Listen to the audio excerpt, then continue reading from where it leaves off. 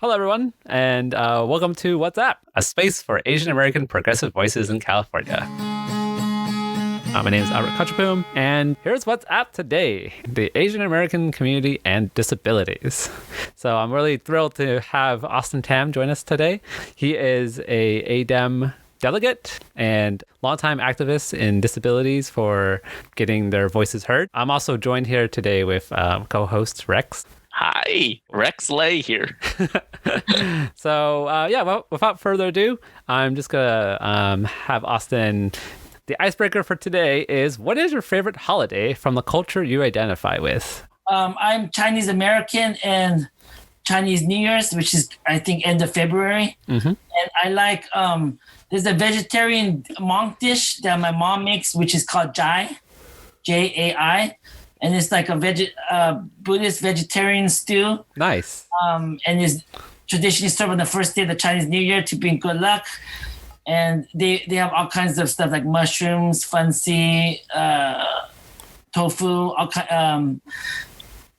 kinds of healthy food. That's awesome. Yeah. It's also my favorite holiday. What? Yeah. Lunar New Year. Yeah, Thai people have this holiday called Songkran where they go around throwing water. That's a different thing to talk about. But so Rex, do you want to head over to the next cue? All right. Before we begin, are you comfortable talking about your disability? Oh, of course. Oh, cool. And what kind of stigma do people with your specific disability tend to face within our AAPI community? Well, I think anything that deals with, your mental health disability, and I think also to living up to the model minority, not expressing, not sharing anything about your story, and just being quiet and just living in silence or just suffering in silence, and not to make waves, and and also just do what the culture tells you to do.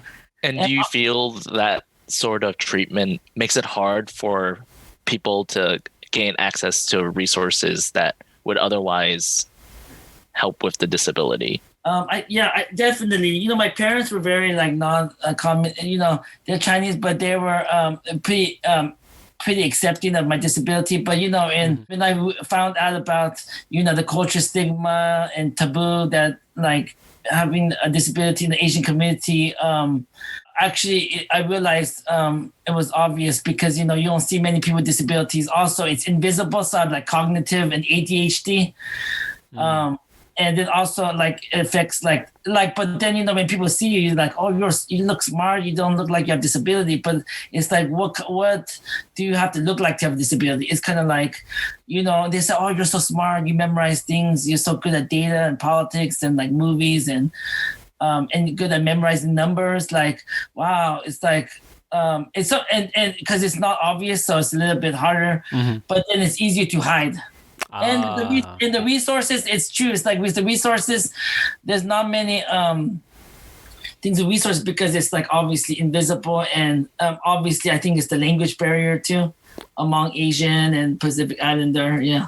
I see. So, I mean, how do you kind of interface with those with physical disabilities then? Blind people or people who... it's interesting because I mean, I think for the whole time when I was coming to terms with it, when I wasn't really embracing my disability, I was like, it's not obvious. I have to kind of speak out and come to terms and actually share with you that I have a disability. Otherwise, I'm like, even now people are still, wow, you speak so good, man. You the words you say, it sounds so profound. And wow, and you do a lot of things that some people cannot do who are not disabled or have a disability. But I think, and then you all obviously, sometimes obviously have to overcompensate, right? I have to work harder though. I mean, somebody have to work harder to studying studying for something. I have to I have to do really work at it. I mean, work at it and then kind of memorize it, and then I can't do it on the spot either. Most Right. people, no problem. I don't want you to feel like on the spot. So if you do feel on the spot, let us know. No, yeah, thank you, appreciate it. Yeah. So, I mean, I guess going back to the question I was asking, though, I was just wondering if, like, do you often interact with people, on the physical disability side, or is it mainly do you work with advocacy on the cognitive developmental side? I've worked with I'm working with a group right now. That's like it's like not daycare, but it's like after school program. It's like a program with like Vietnamese and Mandarin and Cantonese speaking and English speaking. It's from like age maybe 20 to 30, and then it's really I love it because I've only started working on it. I'm on call, so some of them it's all mostly invisible disabilities. So I don't know what kind of, and it's hard because I don't you come in different shapes and sizes, but I think it's hard because I don't have really any friends that I like have disabilities. I don't know. It makes you more, I guess, feel more not isolated, more alone, and more. I don't know anyone that like looks like me that has disability. Kind of not too many, and then I don't have any friends that have a disability, and also I don't know many Asians with disabilities. So then even to kind of fit in. I mean, it's kind of, and then when I see someone, I'm all excited. I'm like, yes, someone. I don't want to say yes, but I'm like, wow, And then it's kind of like, oh, I've been waiting for people. I've been waiting for like a community, right? But then it's hard because some people are nonverbal too, right? Yeah. That's the problem. They can't express themselves. They're nonverbal. They have maybe cerebral palsy, or they have more severe, Yes. Yeah. I just mentioned that because I mean, at UCLA, the university where I work, I'm actively on like a project with people to help people with disabilities, specifically physical ones, like those in wheelchairs and those who are not able to see. So that's just I was just curious to think about, and some of them actually I worked with a blind Asian student, Korean. So I was just wondering. I guess that goes to the question about like how much attention do you think the disabilities gets in the AAPI community? Nothing. It's interesting because like the senator of Tammy Duck, the senator of Illinois, Tammy Duckworth. Yeah. I mean, I think because after she was fought in the Iraq War, I think she's in a wheelchair, or maybe not in a wheelchair. I forgot, but it's kind of like there's no attention. I think that's also the thing too. There's not real like leaders, like the civil rights movement. There's like Dr. Martin Luther King and King and and Rosa Parks. But then Asian communities like you have different people like Korematsu, but you have different. But not in the disability movement, because I think it's so broad, and especially in the Asian American Pacific Islander movement, it's so it's still a minority, a minority in a minority. You have not that many in the legislature. You have like maybe 15 in the United States Congress, right? But coming from states that have the most Asian, right? California, Hawaii, Washington, right? Oregon. Yep. Yeah. Yeah, I mean, the follow-up to that, how about the progressive community? So even within the minority of the minority, how about the smaller minority? Well, I don't know if it's smaller. Yeah, I guess it is smaller. Yeah, definitely smaller minority, but I hope it's like more of a silent majority, maybe. Silent majority, yeah. I don't know. In terms of progressive Asian American Pacific Islanders. Progressive Asian, well, that's a different one. That's what Rex is saying. Is like probably it got hijacked because now people call it progressive hijack. I always forget about that hijack. I almost call it carjack one time. I'm like, well, wrong word. No, but it's interesting because at first it was like liberal. Yeah, and then because I was kind of neoliberal because I was a realist. I was like, any kind of Democrat or any kind of, but it's like, and then they call you. But then it's like, well, there's no other words to use, socialist. But then it's like, oh my God, the communists. They're like, oh no, they're not gonna like that. So the red baiting. Red baiting and all the other stuff. And then you have like, you have all the Yeah, so I mean, yeah, I guess to definitely that point, Rex is saying it's probably like the vocal minority of like minorities. Yeah, because it's interesting because when they say progressive, it's like okay, but then it's like with the housing issues, Yep. it's kind of like sometimes I feel like I own it because I'm like, man, they voted against all the housing issues, but that I'm like, whoa, well, wasn't there redlining? But it's like, well, they're worried about safety, they're worried about they're worried about everything, right? I mean, it comes to like taxes, and then they use people of color too to pass something, and then because the joke's on them, and then they're the one impacted. Well, that's exactly what Natalie Matsuoka was talking about in the episode a couple weeks ago, where she was saying like Asians were tricked to being against affirmative action in the last election, and they didn't know that in fact because of it, without having it, that Asians were getting less and less enrolled into campuses across the state. So and that's just the raw numbers. And Rex actually has a bit of a history, right, with housing. Do you want to talk a little bit about that? Oh, thank you, Rex. I do work with multiple groups in regards to housing, mostly canvassing and asking people to like know your rights as tenants against like landlords who are oftentimes, well, most of the time, pretty predatory with their homeowners associations and their pockets that they share with the city. And it's a deep issue that a lot of the times we see like brown and yellow faces in as tenants, but when we go out to City Hall to like, hey, can we like stop these landlords from constantly raising the rent? It's also a lot of yellow faces yelling back at us. It's playing right into that model minority tool set, and it's a tactic. It's not.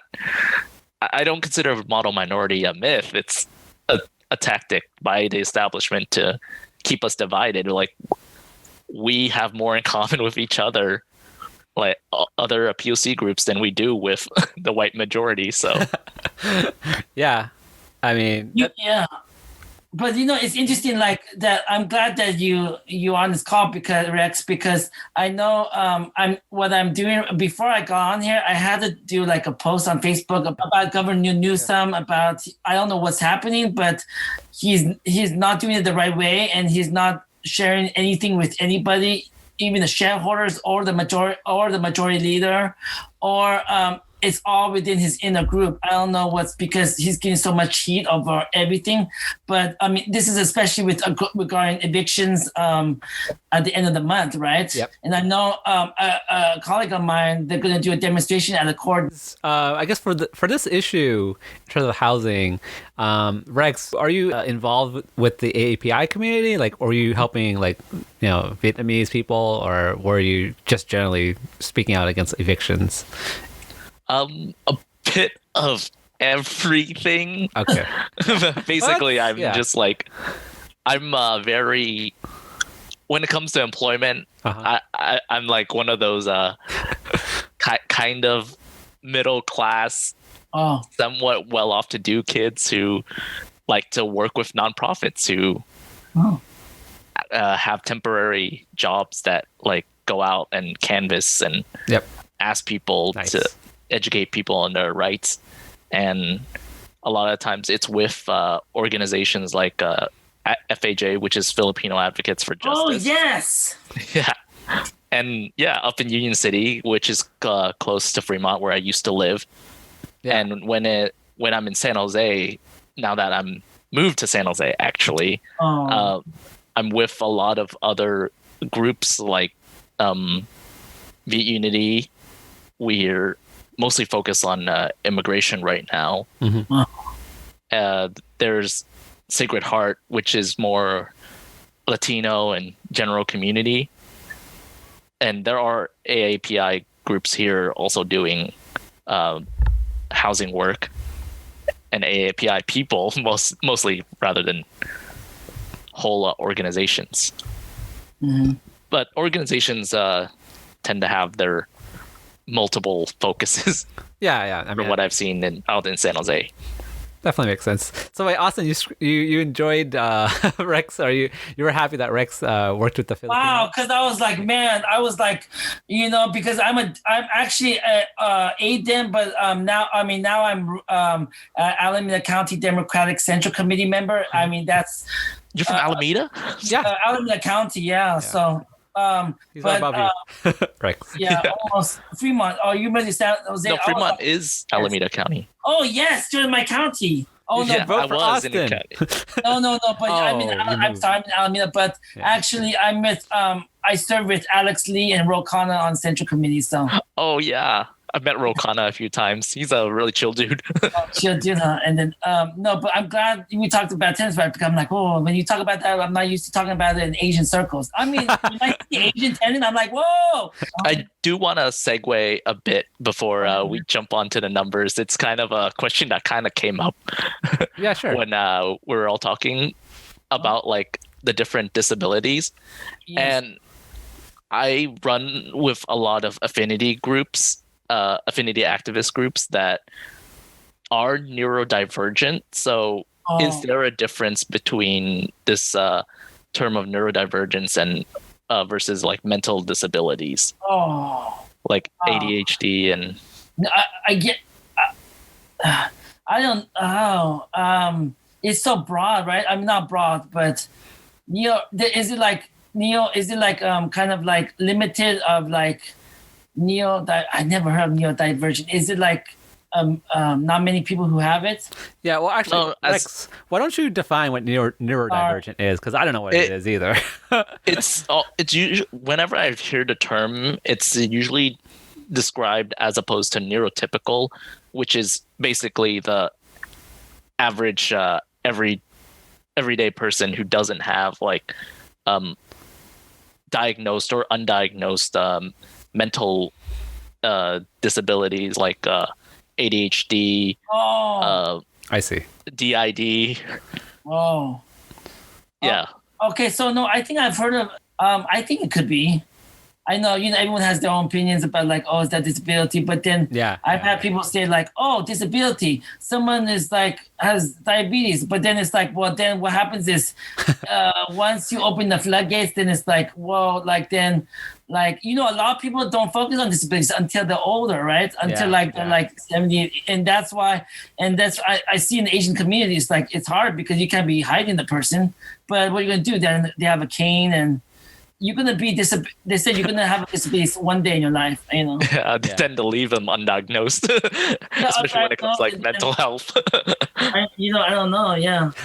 I mean, that's important because I think the idea of this comes up a couple times too as Asian Americans, right? Like, how much do the Asian broad group simplifies the amount of Asians, right, in terms of the differences between all of the different groups, like East Asian, Southeast Asian, and so that's why I opened up the question with the earlier parts asking about how do you feel about physical disabilities versus mental, because I think it's important to kind of tease out the differences between these really unique and very different ways that people that don't have these disabilities or don't have aren't Asian may approach the those that do. So that's why I was trying to figure out what's the best way that people could talk about it. So that's only why that's the reason why I brought up that. Yeah. So, but yeah, good question, Rex. Okay. Yeah. So, but yeah, I haven't heard that term too. So, thanks for defining it. Thank you. All right. How would you like to see disabilities better integrated into activism? Wow. So, I think disability integration, especially among Asian and API community, would be into the using of intersectionality. I mean, that's what a lot of people are doing now, intersectionality. The problem is there's a lot of people that like can't go too far or like, but I mean, I think there's a person named Alice Wong, Alice Wong, I think was one of the most, the leaders among the disability community among Asian Americans. I think I think there's some issues like healthcare. There's intersections between the two, but I think people with disabilities tend to not be in the picture too much. Maybe the last 4 years because of how the war was with our president, because he attacked everybody. But I think we've never been there's never been light shed on us. I don't know if because there's not many of us, and also people don't know how to connect. They always connect healthcare with disability, right? Yeah. Environment and disability, not I don't know, not like tenants' rights. Right. I don't hear it too often either. I think only when it's convenient sometimes, I think. Yeah. Yeah, like when I'm doing housing, there are a lot of like landlords who own older houses and they're too lazy to update. Yeah. And they're just not ADA accessible. General plan. Yeah. Yeah. But they don't really reserve the rooms at the bottom for people who have like physical disabilities. They just like whoever pays. So I've knocked on like floors at the top of the building, like floor 3 or 2, where you have to climb a bunch of stairs. There are no elevators, and these people are telling me like, yeah, I'm disabled, and it's like I'm physically disabled, and like it's hard for me to get up and down these stairs. And I'm like, wow, this is really messed up.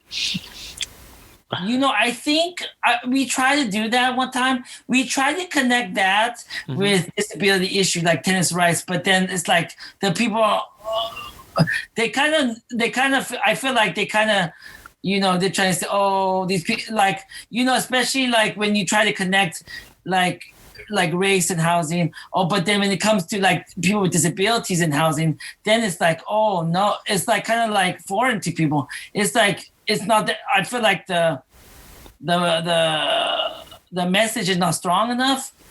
It's not like it's not strong, but then you only have a few people with disabilities, and then it's like oh, they're a poster child that's like one with a disability in a wheelchair, and that's it. And you would think they would have more compassion, right? Right. Yeah. And then you like the one who organized ADA, like you would have thought like because they fought for ADA so much, is like, because they won't get sued. But then there's no way you can connect ADA. I mean, I wish you could connect ADA with just the whole movement, like, just for someone who doesn't have disability, but you could connect that with, you see, that's the hard part. Like when you intersect, I think intersect is yeah, it's a lot of time like working class people of color who don't have this choice with their disabilities. Like they're not visibly in a wheelchair, so it's easy for the landlord to just give them whatever's cheapest, and that might be a high up level 3 apartment that would be bad on their hips. Yeah, I mean, it just makes it even like worse. But yeah, I mean, so yeah, I don't know in terms of how we want to kind of ally across disabilities with progressive movements and also Asian American Pacific Islander community movements, but I think it's important.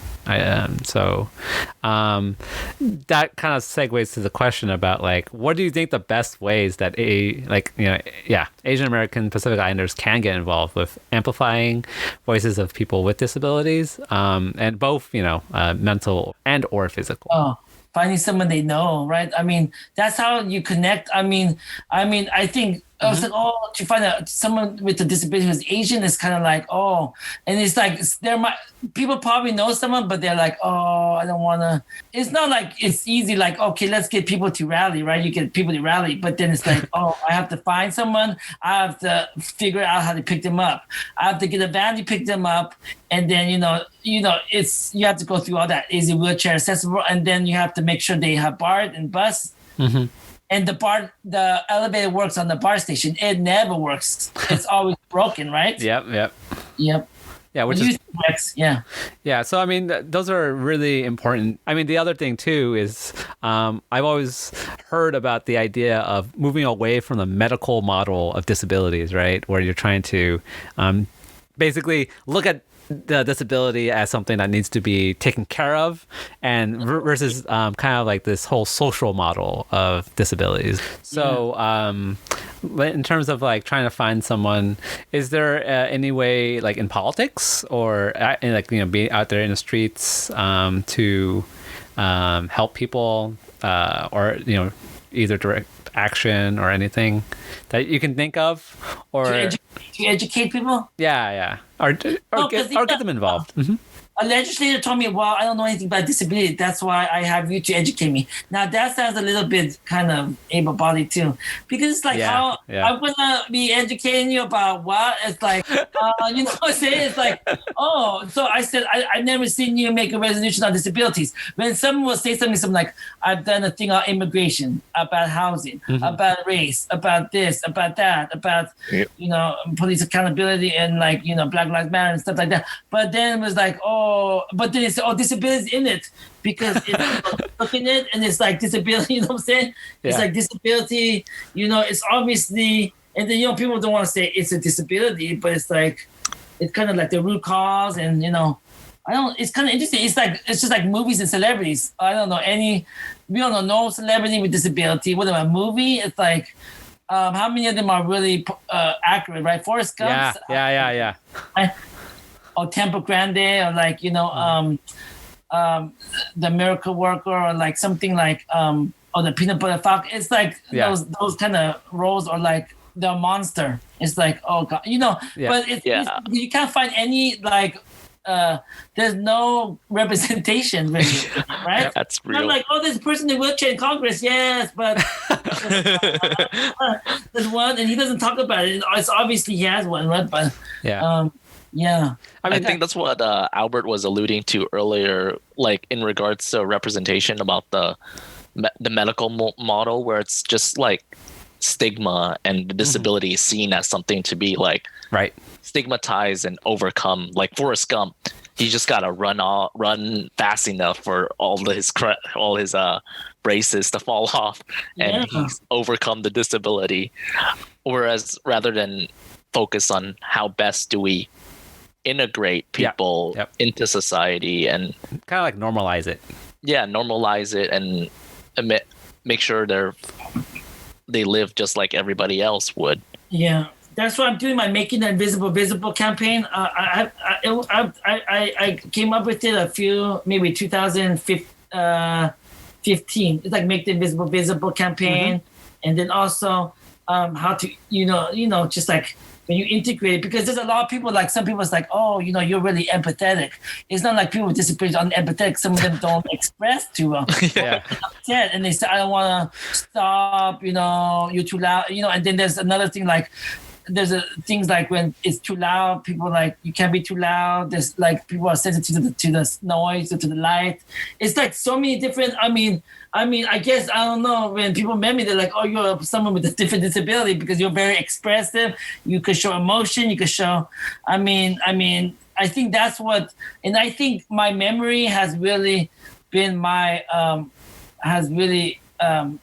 my advantage, because the doctor was like, if I didn't have a good memory, it would be all bad. Because my memory is really good, but I mean, certain things, like not like math and like processing, but then I'm really good at like, you know, activism and like who to call, and I'm good at rallying people and organizing people. Oh, you are. Actually, you're pretty good at tapping me in. But what I do want to say, though, is that there's a lot of similarities between the disability, especially when you're talking about media and like movies and TV, like disabilities being kind of like represented by able-bodied people, as well as the whitewashing of, you know, Asian culture and things like that. So I think there's a lot of similarities, and even in like for Asian American, right? You had Christopher Lee, he was not Asian, but then the Fu Manchu movie, but then you had, then not, and then you had like, then you went into the Sayonara, and then you had then you had Karate Kid, and then you had,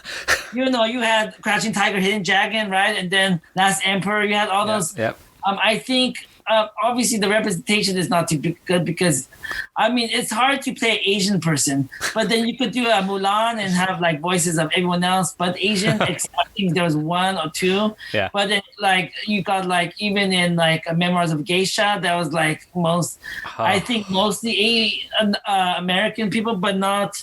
But I think representation is hard because they're like, we can't find anybody. But then it's like, well, are you trying to find anyone? Are you trying to find, look for people, right? Or recruit, unknown people? I've heard a lot. Well, I've been taught that this idea of, especially with disabilities, in terms of like, oh, look at this person break through on like, a movie or things like that, is like kind of inspiration porn, in a sense that like, yeah, like you look at someone and like, oh, look at him making it to the Olympics, like as a person in a wheelchair, and I don't know, just and the actor is the actor is never disabled. Yeah, they're never disabled, and then the movie, and then they have a movie, but then the actors are never recognized. Like the movie that won last year, I forgot that movie before COVID. It was the Korean movie. Parasite. Yeah. That was a really good movie. It was kind of interesting, but no famous stars, maybe not in America. But I think I don't know. Unless it's like Karate Kid or like Bruce Lee, but then I've seen the dad in Parasite in a lot of Korean movies. Oh, I forgot that. That's good. He's been in a lot of Bong Joon-ho movies. Bong Joon-ho, yeah. Oh, good. Well, Rex, do you have any thoughts about that? In regards to just media representation about. Yeah, I made the thought already. Oh, okay, yeah. It was just that earlier thought about how none of these actors who play disabled people, Tom Hanks is not. It's just like your Austin's list of white people who play Asians. They're actively not looking for Asians. They're actively Leonardo DiCaprio and What's Eating Gilbert Grape. Remember, he had autism, and then you had. Who was it? Rain Man. Dustin Hoffman.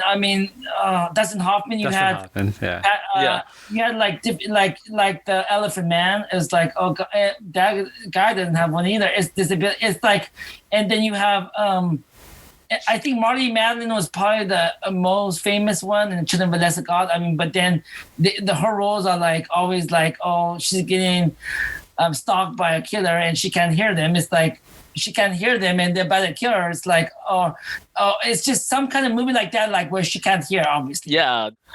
Have there been any strides recently to better empower and enable the voices of AAPI people with disabilities in activism? That was Alice Wong, right? Alice Wong actually was the voice and face of disability, right? And she shared, and she has a podcast too, or something like Disability Visibility Project. And then I guess with activism, no, I think it's the same old message, huh? It's like, I don't know if we'll ever get to it. Maybe in our next life, I don't know, with disabilities. I don't know. What do you think something like this, like be on a podcast talking about? And I think in a time of COVID, it's interesting because so many people like who are able-bodied can even go out. Even like people who are not who don't have physical disability. They're like, oh, I can't believe you can't go out. And then now people are stuck to have to like go on the computer. And actually, I don't know if it's going to give more of a voice to people with disabilities who are like in wheelchairs and physically impacted, limited. But I think that's what they usually is, because a lot of people are not able to go out sometimes. So then they do it through the computer, right? Right. Yeah. So digital activism. That's pretty good point too. That's a good one. Yeah, some of my friends who have mental disorders also like talk about how the online is also their perfect escape because being in person, it's a different. They have like social anxiety or similar conditions where people don't think they have the ability to empathize. But with text, it's just everyone just sounds the same on text. Yeah. So it levels the playing field, sort of. Yeah, I mean that totally makes sense. Do you have any like ongoing movements or current movements that you're working on? I'm trying to make the Invisible Visible campaign. Yeah. I was elected to Central Committee, so I bring up disability issues. I always talk about accessibility, because gosh, it's like accessibility, and then having, people forget, like, when like just voting, and sometimes people forget to like I don't know. It's kind of like more of an easy way movements. No, I just do social justice issues, like wherever they are. I try to integrate disabilities in wherever I can find, because it's like an intersectional issue, right? It's kind of like, also when like you're in meetings, like when people are not explaining things, it's like, oh, that's not very. I mean, it's not explained well. The process is not good, and then it's not really. I don't know if it's really. I don't want to say disability friendly, but like inclusive, right? Inclusive, because they don't know that there's people, different things like that. And also like when you go to City Hall, there's not many wheelchair. I mean, there's not many. It's not that accessible either, right? I mean, there's one door, and Yeah. Yeah. So I mean, on that idea and that note, what if people want to learn more about how to make things more accessible and more disability inclusive or friendly? Where would they go, and what would you have to say? Like, where would you point them to that? I don't know. There's different groups. I think there's like at Roberts campus, there's not there's not like a disability one-stop center. Like there's Ed Roberts, but then Ed Roberts is like there's a building. I don't know if you've seen it. And then there's like 10 organizations within. No. It's like world. I said, disabilities, like different disability groups. But I think, and like defense, disability education defense fund. Like when I guess. If you need activism on behalf of discrimination, it's like there's not just, I don't think there's one organization. It's just like mental health. There's not many mental health groups, right? But it's like, it's more, sometimes I feel like with Indian Asians, I know more about mental health sometimes than disability. I mean, it's kind of interesting because someone's like, it's not the same. But then it's like, well, I mean, we're going to separate the two, because it's like Asian mental health services. Asian health services, right? They deal with people with mental health issues, but then there's not one. I mean, it says a lot, because if there's not many people with disability among the Asian community, then you're not gonna have many organizations, right, of nonprofits or foundations for people with disabilities, right? Right. Yeah. How about your campaign? Tell us more about the making the invisible visible. I just had we had a summit in 2016 and 17, and then I had someone helped me make a banner, and there's shows different faces, but it's all it's not the faces are like invisible, so the faces like you could probably see on my Facebook. It's like it's a banner. You mean your faceless book, because the face is invisible? Like faceless. But someone says I'm one of the people, but then there's thousands of other like faces that are not. And it's interesting because it's actually the color of the background is like white, red, and blue, and different colors. Oh, nice. Yeah. Sorry. No problem. It's okay. That was my first pun of the entire show. So. No problem. Albert. Oh, Kachapum. It's a pretty long last name. But yeah, so Rex, did you want to follow up with that? Yeah, if we were to reach out to your campaign, if someone were to reach out to your campaign, what's the best way to contact? It's okay. You could just contact me on Facebook, Austin Tam, and you could in my email address. Oops, API Disabilities at gmail.com. Oh, dang. You got that? Sorry. API Disabilities at gmail.com. Oh, no, but you actually were able to get that email? It wasn't taken? Actually, I created my own. Yeah, that was in 2014, though. That's why. Wow. Oh. And then now, no, I mean, I don't know if that's the only, yeah, so it's kind of like when, I have 2 accounts, but then the other one is like different, but then API, it's supposed to be only for disability issues, but then a lot of other people email stuff. But that's what I did when I ran for Central Committee. I had to fill out like my email address. So then people contacted me. They're like, just to be transparent so people could reach out.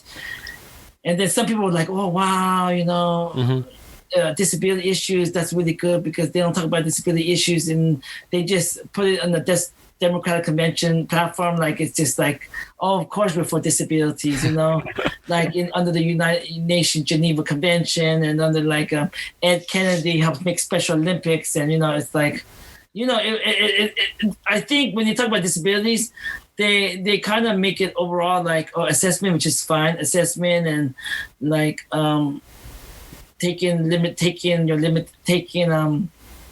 like allowing ramps and wheelchair ramps and different things, right? Yeah. Yeah. So thank you so much for this opportunity. Yeah, no problem. Is there for those that we usually like to end on like a food for thought, like something to think about, like a last word. In this particular case, is there anything you'd like to share both with your like disability, like people that might be listening with a disability, as well as those who are able-bodied or don't have a disability? Would you like to have? You can get 2 final words, one for each if you'd like. Or Reflect. You can just, huh? Reflect. Yeah, exactly. Would you like to share? Have anything for them to think about? I think it's about understanding what you see is not what always appears. Because on the layer and the surface, it might appear to be something else, but then it's always. I think it's like that a lot of the times. What it seems to be on the surface is not, and then there's it doesn't appear to be what should be obvious. Yeah, I mean that's very true. I mean within the Asian, I mean, so yeah, like I really appreciate your coming to talk about disabilities because like you started off saying, having a disability in the Asian culture is not really kind of like looked upon as something to be acknowledged. It's kind of like shunned upon almost, right? Yes. So I'm glad that came to kind of share with us your experience, and I mean I think it's also very important that we understand that we come all from different perspectives, and how do we include everybody so that we do get to the goals that we need to like be as a society that helps to make sure everyone has the opportunity to succeed, not just those that are like non-Asian and those that are not with disabilities. I think so I'm thank you so much, Rex. Do you have any? Thank you, Rex. No problem. It was great meeting you. Yeah, thank you, Rex. Able to share your resources with you can see my banner on my Facebook.